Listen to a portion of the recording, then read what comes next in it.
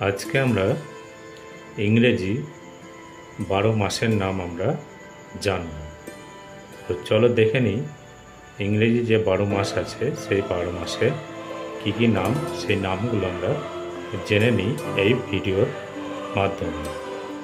প্রথমে হচ্ছে জানুয়ারি, তারপরে February, March, April, May, June, July, August, September, October, November, December.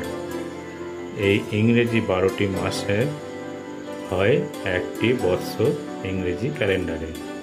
তো ইংরেজি ক্যালেন্ডারের যে মাসগুলির নাম সেগুলো আমরা এই ভিডিওর মাধ্যমে পড়লাম। আরও নতুন নতুন ভিডিও পেতে অবশ্যই চ্যানেলটিকে সাবস্ক্রাইব করো। দেখা হচ্ছে পরবর্তী ভিডিওতে।